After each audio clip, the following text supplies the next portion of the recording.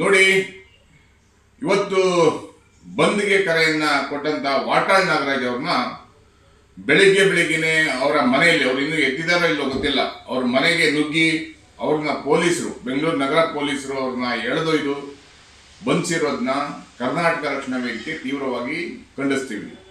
ವಾಟಾಳ್ ಅವರು ವೈಯಕ್ತಿಕವಾಗಿ ಬಂದನ್ನ ಕರೆ ಕೊಟ್ಟಿಲ್ಲ.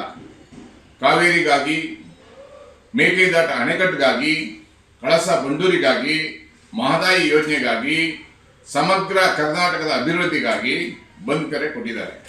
ನಾವೆಲ್ಲರೂ ಸಹ ಇವತ್ತಿನ ಬಂದಿಂದ ಹಿಂದೆ ಹೋಗಿರ್ಬೋದು, ಆದರೆ ವಾಟಾಳ್ ನಾಗರಾಜ್ ಅವರ ಜೊತೆ ಸದಾಕಾಲ ಇರ್ತೀವಿ. ಈ ಕೂಡಲೇ ಅವ್ರನ್ನ ಬಿಡುಗಡೆ ಮಾಡಬೇಕನ್ನುವಂಥ ಒತ್ತಾಯವನ್ನ ಮಾಡ್ತಾ ಇದ್ದೀವಿ. ಒಂದು ವೇಳೆ ಬಿಡುಗಡೆ ಮಾಡಿಲ್ಲ ಅಂದ್ರೆ ಕರ್ನಾಟಕ ರಕ್ಷಣಾ ವೇದಿಕೆಯಿಂದ ರಾಜ್ಯವ್ಯಾಪ್ತಿ ಹೋರಾಟವನ್ನ ಮಾಡಬೇಕಾಗತ್ತೆ. ವಾಟಾಳ್ ಅವರು ಕರ್ನಾಟಕದ ಆಸ್ತಿ, ಅವ್ರನ್ನ ಈ ರೀತಿ ನಡೆಸ್ಕೊಂಡಿರುವಂತದ್ದು ತೀವ್ರವಾಗಿ ಖಂಡಿಸುವಂತ ಕೆಲಸವನ್ನ ಕರ್ನಾಟಕ ರಕ್ಷಣಾ ವೇದಿಕೆ ಮಾಡ್ತಾ ಇದ್ದೀವಿ.